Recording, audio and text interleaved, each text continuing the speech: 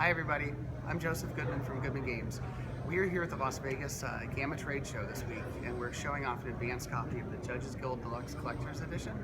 I've been talking to retailers about this, and there's been a lot of interest. And someone suggested that I should record a video showing the retailers, or showing consumers what I've been showing to the retailers. So here's a video for you guys to see what you're going to get when you get this book, because it's pretty impressive. So to start with, you can see the book is quite large. This book took a lot of effort and many years to produce. It includes the classic content from Judges Guild. Now, for those of you who don't know, Judges Guild was the second largest RPG publisher for many years back in the 70s and early 80s. They had a license from TSR to produce official D&D adventures, which they did for many years. They got up to 80 employees at one point and really sort of made a big splash in the industry. What makes this book special is a number of things. First of all, we have the rights via a license with the Judges Guild themselves to reproduce some of their classic adventure modules. So you can see, for example, here the cover to Citadel of Fire, which was one of the adventures that Judges Guild published. They had an actual license from TSR to do official D&D adventures. One of the cool things about Judges Guild was their products sold really well, and they would reprint them. As they reprinted them, they would do alternate covers. So you have Citadel of Fire, this printing, then you have Citadel of Fire, this printing, then you have Citadel of Fire, this printing. Each edition and each printing would have a different cover, and the content would vary as well. So I asked Bob Bledsoe once, the founder of Judges Guild, sort of what his perspective was on that, and he compared it to a Mustang. There's no reason the 79 Mustang has to be the same as the 82 Mustang. They're both the same car, but they can vary, and they took that approach to their adventures. So every adventure was slightly different, or I should say every printing of every adventure was slightly different. So we have the rights to reprint the adventures themselves. This volume includes Citadel of Fire, Teagle Manor, and Thieves of Fortress Madagascar, as well as the cover galleries. Of course, you have the actual adventures reproduced. For one of them, for Teagle Manor, we actually reproduced it in both formats. So Teagle Manor was published in a traditional 8.5 by 11 format, so we have that here, and it's enlarged slightly, and I'll tell you in a minute why the pages are so big. But they also released Teagle Manor in a digest format. So we have an edition of Teagle Manor in the digest format, and again, the content was slightly different between the editions. So you may ask, why are these pages so big? Well, when Judges Guild started publishing, they published in an era where game stores did not exist.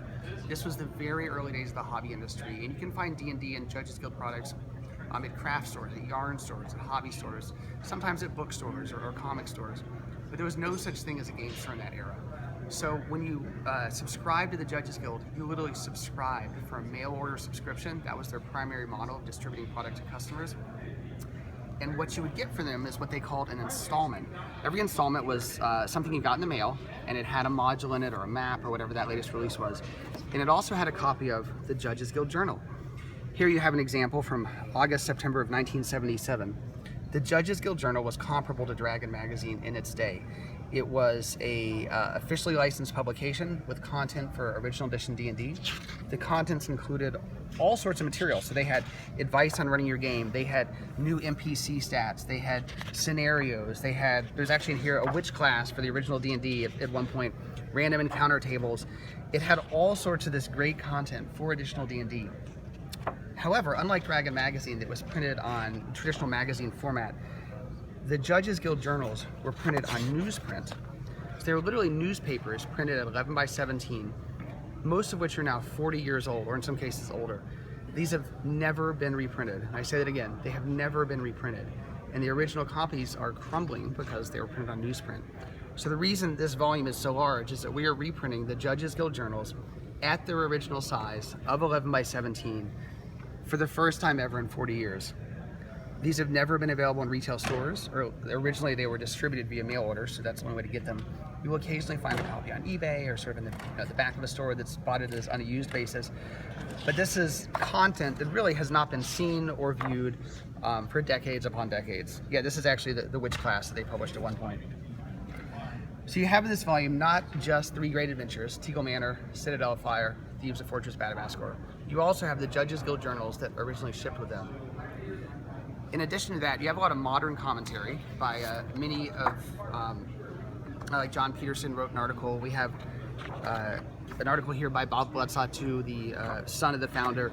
There's a lot of material here to give you context and help you understand what it was like to read these materials back in the olden days when this was some of the only supplemental D&D material available. There's historical material, including some original newspaper articles from back in the day when they made a big splash. Judges Guild employed 80 people in Decatur, Illinois at the sort of peak of their success. And so they were a big company back in the day. We have staff photos from during their peak, and you can see the haircuts here.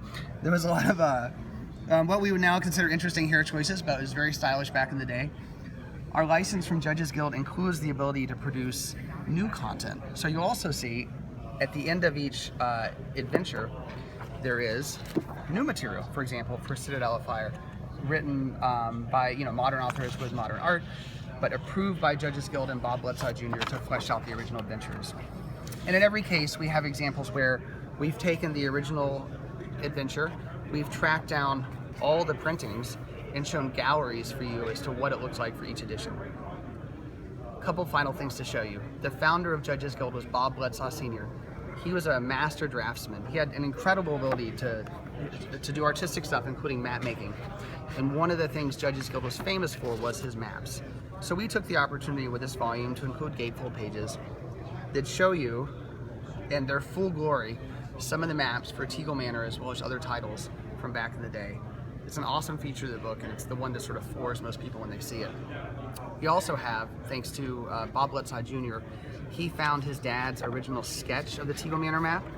So you can look at the original sketch, which you can see had some water damage from sort of a household accident, and then you can look at the final product, which his dad eventually drew.